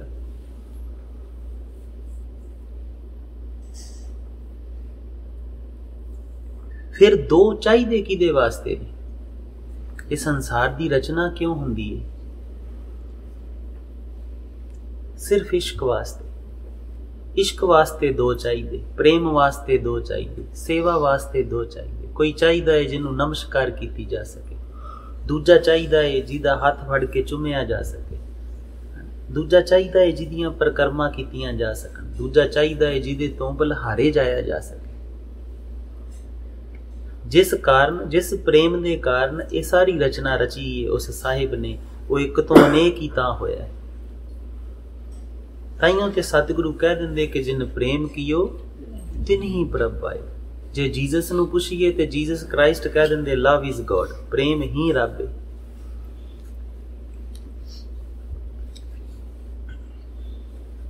ਪਰ ਅਸੀਂ ਕੀ ਕਰ ਰਹੇ ਹਾਂ? ਅਸੀਂ ਕਰਤਾ ਬਣ ਕੇ ਕੋਸ਼ਿਸ਼ ਕਰਦੇ ਹਾਂ ਕਿ ਦੂਜਾ ਕੋਈ ਜਿਹੜਾ ਹੈ ਉਹਨੂੰ ਆਪਣਾ ਬਣਾਉਣਾ। ਹੁਣ ਆਪਣਾ ਬਣਾਉਣ ਨੂੰ ਸਮਝਿਆ ਕਿੰਨੇ ਕਿੰਨੇ? ਇਸ ਪੰਕਤੀ ਨੂੰ ਜਦੋਂ ਪੜ੍ਹਿਆ ਹੀ ਫਿਰ ਆਪਣੇ ਜੀਵਨ ਚੋਂ ਸਮਝਣ ਦੀ ਕੋਸ਼ਿਸ਼ ਕੀਤੀ ਸੀ ਕਿ ਮੈਂ ਕਦੋਂ ਏਦਾਂ ਕਰਦਾ, ਮੈਂ ਕਿੱਥੇ ਕਿੱਥੇ ਕੀਤਾ ਏ, ਨਿੱਜ ਕਰ ਦੇਖਿਆ ਏ ਕਿ ਮੈਂ ਅੱਛਾ ਕਿੰਨੇ ਕਿੰਨੇ ਵੇਖਿਆ ਕਰਕੇ। ਹੁਣ ਹੱਥ ਤੇ ਕੜੇ ਕੀਤੇ ਹੀ ਸਾਰਿਆਂ ਨੇ, ਤੇ ਜਿਨ੍ਹਾਂ ਨੇ ਕੀਤੇ ਹੀ ਉਹਨਾਂ ਕਰਕੇ ਵੇਖਿਆ ਹੀ ਹੈ ਨਾ ਵੀ ਕੋ ਕਾਹੂ ਕੋ ਨਾ ਹੈ, ਕੋਈ ਨਹੀਂ ਬਣਦੇ। ਉਹਨਾਂ ਸਾਰਿਆਂ ਵਾਸਤੇ ਸਾਡਾ ਇੱਕ ਸਵਾਲ ਹੈ, ਤੁਸੀਂ ਨਿੱਜ ਕਰਕੇ ਜਾਂ ਉਹਨਾਂ ਨੂੰ ਆਪਣਾ ਬਣਾਉਣ ਦੀ ਕੋਸ਼ਿਸ਼ ਕੀਤੀ ਸੀ ਜਾਂ ਉਹ ਤੁਹਾਡੇ ਆਪਣੇ ਬਣਨ ਇਹ ਕੋਸ਼ਿਸ਼ ਕੀਤੀ ਸੀ? ਜਿਹਦੇ 'ਚ ਤੁਸੀਂ ਅਸਫਲ ਹੋਏ ਹੋ ਉਹ ਕੋਸ਼ਿਸ਼ ਕੀ ਸੀ? ਤੁਸੀਂ ਉਹਨੂੰ ਆਪਣਾ ਜਾਣ ਕੇ ਉਹਨਾਂ ਨੂੰ ਪ੍ਰੇਮ ਕਰਨ ਦੀ, ਉਹਨਾਂ ਤੋਂ ਬਲਿਹਾਰੇ ਜਾਣ ਦੀ, ਉਹਨਾਂ ਦੀ ਸੇਵਾ ਕਰਨ ਦੀ ਕੋਸ਼ਿਸ਼ ਕੀਤੀ ਹੀ, ਜਾਂ ਉਹ ਤੁਹਾਨੂੰ ਪ੍ਰੇਮ ਕਰਨ, ਉਹ ਤੁਹਾਡੀ ਸੇਵਾ ਕਰਨ, ਉਹ ਤੁਹਾਡੇ ਕਹਿਣੇ 'ਚ ਚੱਲਣ, ਇਹ ਕੋਸ਼ਿਸ਼ ਕੀਤੀ ਸੀ?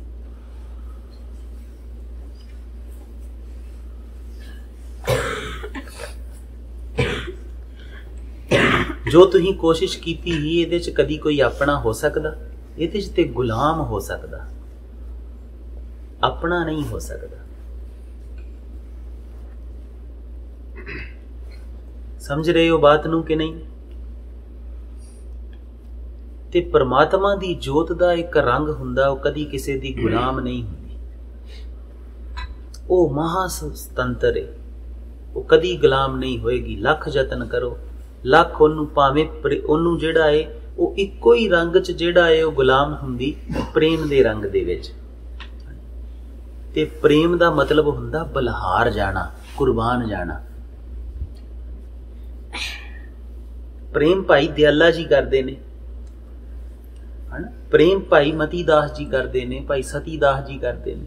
ਜੇ ਜਲਾਦ ਪੁੱਛਦਾ ਏ ਕਿ ਤੈਨੂੰ ਜਾਨ ਬਖਸ਼ ਦੀਏ, ਦੱਸ ਕੀ ਚਾਹੀਦਾ ਏ? ਕੋਈ ਇੱਕ ਮੰਗ ਲਾ, ਤੇ ਕਹਿੰਦੇ ਇੱਕੋ ਹੀ ਮੰਗੇ, ਜਾਨ ਨਾ ਬਖਸ਼ ਭਾਵੇਂ ਆਰੇ ਨਾ ਚੀਰ ਦੇ, ਬਸ ਮੇਰਾ ਮੁਖ ਜਿਹੜਾ ਹੈ ਨਾ, ਮੈਨੂੰ ਜਿੱਥੇ ਤੂੰ ਬੰਨ ਕੇ ਚੀਰਨਾ ਏ, ਬਸ ਮੇਰੀਆਂ ਅੱਖਾਂ ਮੇਰੇ ਗੁਰੂ ਨੂੰ ਵੇਂਦੀਆਂ ਰਹਿਣ, ਬਸ ਉਧਰ ਨੂੰ ਮੂੰਹ ਕਰਕੇ ਮੈਨੂੰ ਬੰਨੀ ਤੇ ਚੀਰੀ। ਤੇ ਇਹੋ ਜੀ ਮੁਹੱਬਤ ਦੇ ਵਿੱਚ ਪਰਮਾਤਮਾ ਜੀ ਵੱਜ ਜਾਂਦੇ। ਸਤਿਗੁਰੂ ਕਹਿੰਦੇ ਨਾ, ਹਮ ਪ੍ਰੇਮ ਬੰਧਨ ਤੁਮ ਬੰਧ। ਪਰ ਸਾਡਾ ਪ੍ਰੇਮ ਬੜਾ ਝੂਠਾ ਹੈ। ਸਾਡਾ ਪ੍ਰੇਮ ਜਿਹੜਾ ਹੈ ਉਹ ਦੂਜੇ ਤੋਂ ਬਲਿਹਾਰੇ ਜਾਣ ਵਾਲਾ ਪ੍ਰੇਮ ਹੀ ਨਹੀਂ, ਸਾਡਾ ਪ੍ਰੇਮ ਦੂਜੇ ਨੂੰ ਗੁਲਾਮ ਬਣਾਉਣ ਵਾਲਾ ਪ੍ਰੇਮ। ਅਸੀਂ ਤਾਨਾਸ਼ਾਹੀ ਨੂੰ ਪ੍ਰੇਮ ਮੰਨਦੇ ਹਾਂ, ਜਿਹਨੂੰ ਬਿਲਕੁਲ ਪ੍ਰੇਮ ਨਹੀਂ ਕਿਹਾ ਜਾਂਦਾ, ਇਹਨੂੰ ਮੋਹ ਕਿਹਾ ਜਾਂਦਾ। ਮੋਹ ਦੇ ਵਿੱਚ ਸੌਦੇਬਾਜ਼ੀ ਹੁੰਦੀ ਕਿ ਮੈਂ ਤੇਰੇ ਵਾਸਤੇ ਕੁਝ ਕਰਾਂ, ਤੂੰ ਮੇਰੇ ਵਾਸਤੇ ਰਿਟਰਨ 'ਚ ਕੁਝ ਕਰ। ਇਹ ਮੋਹ, ਇਹਨੂੰ ਪ੍ਰੇਮ ਨਹੀਂ ਕਿਹਾ ਜਾਂਦਾ। ਪਰ ਮੋਹ ਤੇ ਪ੍ਰੇਮ ਹਮੇਸ਼ਾ ਜਿਹੜੇ ਨੇ ਇਹ ਬਹੁਤ ਨੇੜੇ ਨੇੜੇ ਦਿਖਾਈ ਦਿੰਦੇ। ਇਹ ਕਰਕੇ ਜਿਹੜਾ ਜ਼ਿਆਦਾ ਸੰਸਾਰ ਹੈ ਉਹ ਮੋਹ ਨੂੰ ਪ੍ਰੇਮ ਮੰਨ ਬੈਠਾ। ਪ੍ਰੇਮ ਤੇ ਉਹ ਹੈ ਕਿ ਕਰਨਾ ਹੀ ਚੰਗਾ ਲੱਗਦਾ ਹੈ, ਬਸ ਉਸ ਗੁਰੂ ਤੋਂ, ਉਸ ਪਿਆਰੇ ਤੋਂ ਬਲਿਹਾਰੇ ਜਾਣਾ ਚੰਗਾ ਲੱਗਦਾ ਹੈ, ਬਸ ਉਹਦੇ ਬਦਲੇ 'ਚ ਕੁਝ ਵਾਪਸ ਨਹੀਂ ਚਾਹੀਦਾ। ਸੌਦੇਬਾਜ਼ੀ ਨਹੀਂ ਹੈ, ਵਾਪਸ ਕੁਝ ਨਹੀਂ ਚਾਹੀਦਾ, ਕਰਨਾ ਹੀ ਬਸ ਚੰਗਾ ਲੱਗਦਾ। ਇਹ ਕਦੀ ਕਦੀ ਤੁਸੀਂ ਮਾਣਿਆ ਹੈ ਇਦਾਂ ਕਰਕੇ। ਸਾਧੂ ਕਿਉਂ ਜ਼ਰੂਰੀ ਹੁੰਦੇ ਇਸ ਦੁਨੀਆ ਦੇ ਵਿੱਚ? ਸਾਧੂਆਂ ਨਾਲ ਇਹ ਆਮ ਘਟਨਾ ਘਟਦੀ ਏ ਕਿ ਸਾਧੂਆਂ ਵਾਸਤੇ ਅਸੀਂ ਕਰਨ ਨੂੰ ਜਿਹੜਾ ਹੈ ਨਾ ਤਿਆਰ ਹੋ ਜਾਂਦੇ, ਸਾਨੂੰ ਕਰਨਾ ਚੰਗਾ ਲੱਗਦਾ। ਅਸੀਂ ਤਰਸਦੇ ਹਾਂ ਕਿ ਕੋਈ ਇਹੋ ਜਿਹਾ ਰੰਗ ਦਾ ਜੀ ਹੋਵੇ ਜਿਹੜਾ ਮੇਰੇ ਗੁਰੂ ਦੇ ਨਾਲ ਪ੍ਰੇਮ ਕਰਦਾ ਹੋਵੇ, ਉਹਨੂੰ ਦੇ ਕੇ ਖੁਸ਼ੀ ਮਿਲਦੀ ਹੈ। ਉਹ ਮੁਹੱਬਤ ਜਿਹੜੀ ਏ ਉਹ ਹਰ ਵੇਲੇ ਆਪ ਜੀ ਦੇ ਹਿਰਦੇ 'ਚ ਪਣਪਣੀ ਚਾਹੀਦੀ, ਹਰ ਵੇਲੇ ਪ੍ਰਗਟ ਹੋਣੀ ਚਾਹੀਦੀ, ਕਦੀ ਕਦੀ ਨਹੀਂ। ਜੇ ਦਿਨ ਤੁਸੀਂ ਉਸ ਪਿਆਰੇ ਦੀ ਜੋਤ ਨੂੰ ਘਟ ਘਟ ਵਿੱਚ ਜਾਣੋਗੇ, ਉਹਦੀ ਰਚਨਾ ਨੂੰ, ਉਹਨੂੰ ਹਰ ਜਗ੍ਹਾ ਤੇ ਰਮੇ ਹੋਏ ਰਾਮ ਨੂੰ ਪਾਓਗੇ, ਉਸ ਦਿਨ ਆਪ ਜੀ ਤੋਂ ਉਹ ਮੁਹੱਬਤ ਪੈਦਾ ਹੋਏਗੀ। ਤੇ ਫਿਰ ਤੁਸੀਂ ਹੈਰਾਨ ਹੋਵੋਗੇ, ਉਹ ਜਿਹੜਾ ਸਦੀਆਂ ਤੋਂ ਵੀ ਪਹਿਲਾਂ ਆਪ ਜੀ ਦਾ ਹੀ, ਉਹ ਅੱਜ ਵੀ ਆਪ ਜੀ ਦਾ ਹੀ, ਤੇ ਉਹਦੇ ਤੋਂ ਸਿਵਾਏ ਕੋਈ ਆਪ ਜੀ ਦਾ ਨਹੀਂ। ਜੇ ਉਹ ਤੁਹਾਡਾ ਨਹੀਂ ਤੇ ਕੋਈ ਤੁਹਾਡਾ ਨਹੀਂ।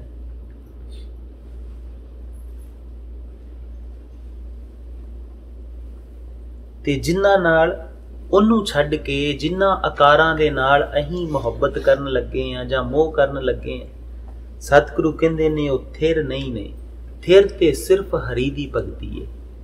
ਉਸ ਪਰਮਾਤਮਾ ਨਾਲ ਪ੍ਰੇਮ ਕਰਨਾ, ਪਰਮਾਤਮਾ ਤੋਂ ਬਲਿਹਾਰੇ ਜਾਣਾ, ਪਰਮਾਤਮਾ ਤੋਂ ਕੁਰਬਾਨ ਜਾਣਾ, ਪਰਮਾਤਮਾ ਨੂੰ ਹਿਰਦੇ 'ਚ ਵਸਾਉਣਾ, ਪਰਮਾਤਮਾ ਨੂੰ ਆਪਣਾ ਜਾਣਨਾ, ਪਰਮਾਤਮਾ ਤੇ ਆਧਾਰ ਰੱਖਣਾ, ਪਰਮਾਤਮਾ ਤੇ ਹੀ ਇੱਕ ਆਸ ਰੱਖਣੀ। ਇਹਦੇ ਤੋਂ ਇਲਾਵਾ ਜਿਹੜਾ ਹੈ ਕੁਝ ਵੀ ਕਿਸੇ ਦਾ ਨਹੀਂ। ਫਿਰ ਤੇ ਸਿਰਫ ਇਹ ਹੋਈ ਤੇ ਸਤਿਗੁਰੂ ਕਹਿੰਦੇ ਇਹਨੂੰ ਆਪਣੇ ਮਨ 'ਚ ਰੱਖੀ। ਕੀ ਕਹਿੰਦੇ ਨੇ ਸਤਿਗੁਰੂ? ਇਹਨੂੰ ਆਪਣੇ ਤੇ ਫਿਰ ਹੁਣ ਵਸਾਰੋਗੇ ਕਿ ਇਹਨੂੰ ਰੱਖੋਗੇ? ਇਹ ਤੇ ਹੁਣ ਸਤਿਗੁਰੂ ਦਾ ਹੁਕਮ ਹੋ ਗਿਆ ਨਾ ਕਿ ਇਹਨੂੰ ਮਨ 'ਚ ਰੱਖੀ। ਤੇ ਜਿੰਨੇ ਜਿੰਨੇ ਅੱਜ ਤੋਂ ਇਸ ਬਾਤ ਨੂੰ ਮਨ 'ਚ ਰੱਖ ਲਿਆ, ਤੁਸੀਂ ਖੁਦ ਇਮੈਜਿਨ ਕਰਕੇ ਵੇਖੋ ਤੁਹਾਡੇ ਰਿਸ਼ਤੇ, ਤੁਹਾਡਾ ਇਹ ਸੰਸਾਰਕ ਯਾਤਰਾ ਕਿਆ ਆਨੰਦਮਈ ਹੋਏਗੀ, ਕਿਆ ਖੂਬਸੂਰਤ ਹੋਏਗੀ। ਕਦੀ ਦੁਖੀ ਹੋ ਪਾਓਗੇ?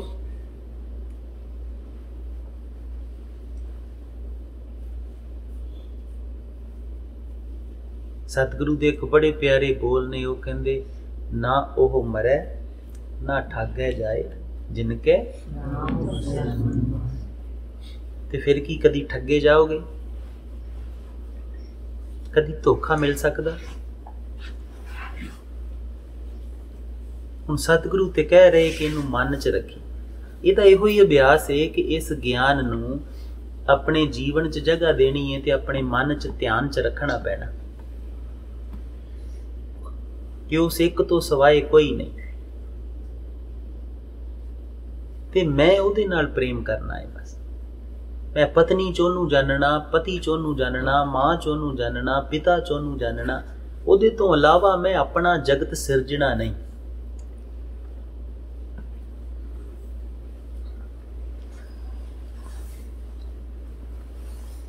ਤੇ ਅਗਲਾ ਸ਼ਲੋਕ ਪਤਾ ਕੀ ਹੈ? ਜਗ ਰਚਨਾ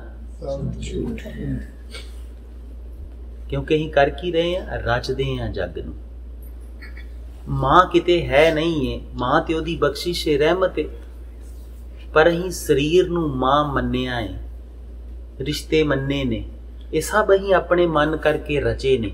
ਤੇ ਸਤਿਗੁਰੂ ਕਹਿੰਦੇ ਇਹ ਰਚਨਾ ਝੂਠ, ਜਿਹੜੀ ਤੂੰ ਰਚ ਰਿਹਾ ਹੈ ਇਹ ਝੂਠ ਹੈ। ਵੈਸੇ ਤੇ ਇਹ ਜੱਗ ਸੱਚੇ ਕੀ ਕੋਠੜੀ ਹੈ, ਸੱਚੇ ਕਾ ਵਿੱਚ ਵਾਸ। ਝੂਠ ਤੇ ਸਾਡੀ ਰਚਨਾ ਹੈ ਜਿਹੜੀ ਅਸੀਂ ਮੰਨ ਰਹੇ। ਇਹ ਬਾਤ ਆਪ ਜੀ ਨੂੰ ਪਹਿਲਾਂ ਕਈ ਵਾਰ ਕਥਾ 'ਚ ਦੱਸੀ ਹੈ ਕਿ ਸਤਿਗੁਰੂ ਦੀ ਕਈ ਵਾਰ ਗੁਰਸਿੱਖ ਆ ਕੇ ਪੁੱਛ ਲੈਂਦੇ ਕਿ ਕੰਟਰਾਡਿਕਟਰੀ ਹੈ, ਵਿਰੋਧਾਭਾਸ ਹੈ। ਇੱਕ ਪੰਕਤੀ 'ਚ ਕਹਿੰਦੇ ਨੇ ਜੱਗ ਰਚਨਾ ਝੂਠ ਹੈ, ਇੱਕ ਪੰਕਤੀ 'ਚ ਕਹਿੰਦੇ ਨੇ ਇਹ ਜੱਗ ਸੱਚੇ ਕੀ ਕੋਠੜੀ ਹੈ, ਸੱਚੇ ਦਾ ਵਾਸ ਹੈ। ਜੇ ਸੱਚੇ ਦਾ ਵਾਸ ਹੈ, ਸੱਚਾ ਹੈ, ਸੱਚੇ ਨੇ ਰਚਿਆ ਹੈ, ਤੇ ਫਿਰ ਇਹ ਝੂਠ ਕਿਵੇਂ ਹੋਇਆ? ਤੇ ਦੋਵੇਂ ਪੰਕਤੀਆਂ ਮੇਲ ਨਹੀਂ ਖਾਂਦੀਆਂ। ਤੇ ਅਸੀਂ ਜਦੋਂ ਸਤਿਗੁਰੂ ਨੂੰ ਪੁੱਛਿਆ, ਸਾਡੀ ਵੀ ਇਹ ਕਨਫਿਊਜ਼ਨ ਸੀ। ਤੇ ਸਤਿਗੁਰੂ ਕਹਿੰਦੇ ਤੂੰ ਰਚਨਾ ਸ਼ਬਦ ਦੇ ਅਰਥ ਨਹੀਂ ਕਰ ਰਿਹਾ, ਬਾਕੀ ਸਾਰਾ ਕੁਝ ਠੀਕ ਕਰ ਰਿਹਾ, ਬਸ ਰਚਨਾ ਸ਼ਬਦ ਨਹੀਂ ਕਰ ਰਿਹਾ। ਤੂੰ ਜੱਗ ਸੁਣਿਆ ਹੈ, ਜੱਗ ਤੇ ਅਸੀਂ ਏਦਾਂ ਹੀ ਅਧੂਰੇ ਅਧੂਰੇ ਅਰਥ ਕਰ ਲੈਨੇ ਆਪਣੀ ਮੱਤ ਦੇ ਨਾਲ।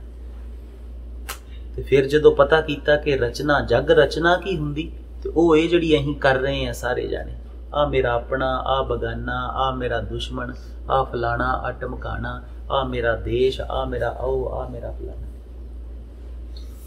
ਇਹ ਰਚਨਾ ਹੈ ਜਿਹੜੀ ਤੁਸੀਂ ਖੁਦ ਕਰ ਰਹੇ। ਜਿਹੜੀ ਉਹਨੇ ਕੀਤੀ ਹੈ ਉਹ ਤੇ ਜਰਾ ਜਰਾ ਸੱਚ ਹੈ, ਕਿਉਂਕਿ ਉਹਦੇ 'ਚ ਤੋਂ ਆਪ ਸਮਾਇਆ ਹੈ ਸੱਚਾ। ਉੱਥੇ ਤੇ ਸੱਚੇ ਕਾ ਵਿੱਚ ਵਾਸ ਹੈ ਨਾ, ਉਹ ਕਿਵੇਂ ਝੂਠਾ ਹੋਏਗਾ?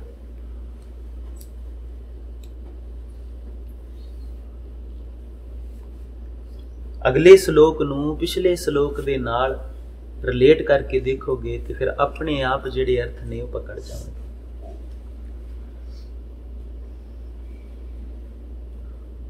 ਤੇ ਫਿਰ ਅੱਜ ਤੋਂ ਬਾਅਦ ਉਸ ਪਿਆਰੇ ਸਤਿਗੁਰੂ ਦਾ ਇਹ ਹੁਕਮ ਜਿਹੜੇ ਨੇ ਧਿਆਨ 'ਚ ਰੱਖਣੇ, ਮਨ 'ਚ ਰੱਖਣੇ। ਦੇਖੋ ਕਿੱਡਾ ਸੌਖਾ ਕੰਮ ਹੈ ਨਾ, ਬਸ ਮਨ 'ਚ ਰੱਖਣੇ। ਜਦੋਂ ਕਿਸੇ ਨੂੰ ਆਪਣਾ ਬਣਾਉਣ ਲੱਗੋ, ਕਿਸੇ ਤੇ ਮੰਗਾਂ ਖੜੀਆਂ ਕਰਨ ਲੱਗੋ, ਕਿਸੇ ਨਾਲ ਮੋਹ ਦਾ ਰਿਸ਼ਤਾ ਪਾਉਣ ਲੱਗੋ, ਬਸ ਇੱਕੋ ਹੀ ਚੀਜ਼, ਕੋ ਕਾਹੂ ਕੋ ਨਾ ਹੈ, ਕਿ ਉਹਦੇ ਤੋਂ ਬਿਨਾ ਕੋਈ ਨਹੀਂ। ਤੂੰ ਲੱਖ ਯਤਨ ਕਰ ਲਾ, ਧੀ ਪੁੱਤ ਤੇ ਬੇਅੰਤ ਕਰ ਲਾ, ਨਹੀਂ ਹੋਏਗਾ। ਜਿੰਨੀ ਦੇਰ ਤੱਕ ਉਹਦੀ ਜੋਤ ਨੂੰ ਜਾਣੇਗਾ, ਉਹਦੀ ਬਖਸ਼ਿਸ਼ ਨੂੰ ਜਾਣੇਗਾ, ਤੇ ਫਿਰ ਬਾਤ ਬਣੇਗੀ। ਏਦਾਂ ਬਾਤ ਨਹੀਂ ਬਣਨੀ। ਤੂੰ ਆਪਣੀ ਰਚਨਾ ਨਾ ਰਚ।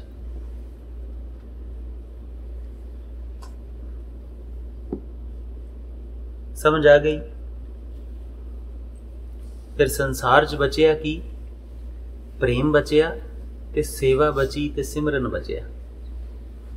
एक परमात्मा है, सब ओदे रंग ने, चाहे वो मां चे, चाहे पति चे, पत्नी चे, सस चे, सौरे चे, हर एक चे, बस ओदी जोत जान के उन्हां दी सेवा करनी कि मैनू मालिक ने आ जिहड़ी रचना रच के इहदी सेवा ते लाया है। बस जो कोल आउंदा, कोई सुक्का रुख कोल आ जाए उन्होंने पानी पा देना, कोई भुखा पशु आ जाए उन्होंने प्रसादा दे देना, कोई गरीब आ जाए, जो कुदरत आप जी दे कोल लैके आवे, रज के सेवा करनी ते मानना, रज के प्रेम करना ते मानना। प्रसादा कोल आ जाए ते प्रसादे नूं मानना ते कहना कि तू वाहगुरू है जो मेरे वास्ते इन्ना कुछ रच दे। फुल कोल आ जाए ते फुल दी खुशबू नूं मानना ते उत्तों बलहारे जाना जिहड़ा उहदे च रंग भरदा है। मानना ही ते है, बस मानना है ते बलहारे जाना ते अपने आप हो जाना। वाहगुरू ते अपने आप हिरदे चों निकलना है, उहदे प्रेम नाल ते तुसीं अपने आप भरना है जदों तुसीं उहनूं देखोगे।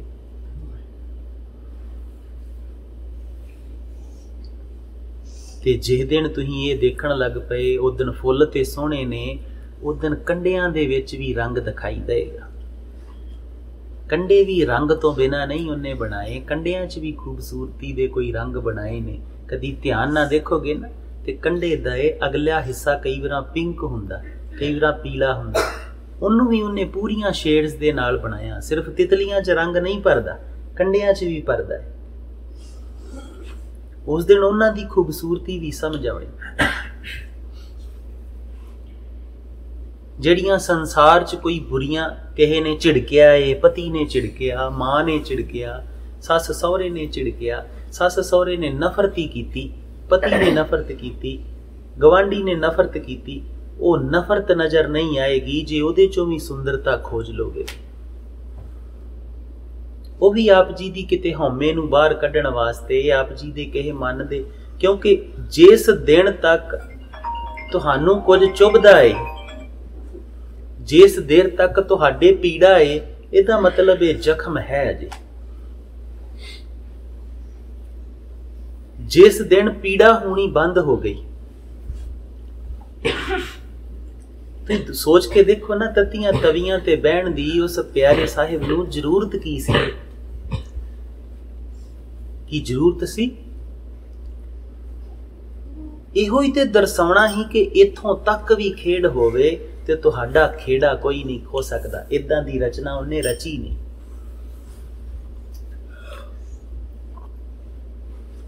ये पीड़ा उन्नी देर तक के जिन्नी देर तक अंदर रोग ने, अपनी प्रॉब्लम है। सतगुरु दे इन्हां हुक्मां नूं याद रखियो। आओ नावे पातशाह नूं याद करिए, उन्नूं गावीए ते तुरियां फिरदियां सौण लग्गियां हन, सौण लग्गियां उहदे चरनां ते सीस रख के सौणा सुरत करके, उहदे पैरां नूं कुट के गल वकड़ी पा के सौणा, उतों बलहारे जाना, उन्नूं धन कहना कि धन है तू, उहदे नाल प्रेम करना, ते जोदरी करनी कि सतगुरु जां ते प्रतख दर्शन दे दे, ते जिन्नी देर तक प्रतख नहीं ना आना ते मेरी जोदरी है मेरे सुपने च आ जाया कर।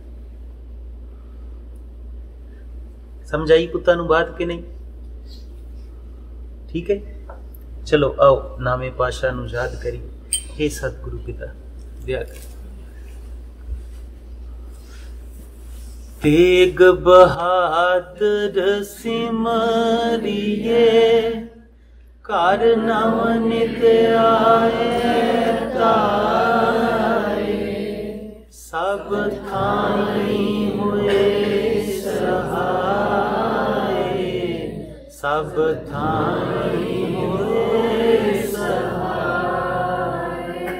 तन गुरु तेग बहादुर साहिब, तन गुरु तेग बहादुर साहिब, तन गुरु तेग बहादुर साहिब, तन गुरु तेग बहादुर साहिब, तन गुरु तेग बहादुर साहिब, तन गुरु तेग बहादुर साहिब, तन गुरु तेग बहादुर साहिब, तन गुरु तेग बहादुर साहिब। पूरे पूरे जग दी चादर साहिब, पूरे जग दी चादर साहिब, पूरे जग दी चादर साहिब, पूरे जग दी चादर साहिब। धन गुरु तेग बहादुर साहिब, धन गुरु तेग बहादुर साहिब, धन गुरु तेग बहादुर साहिब, धन गुरु तेग बहादुर साहिब। धन गुरु तेग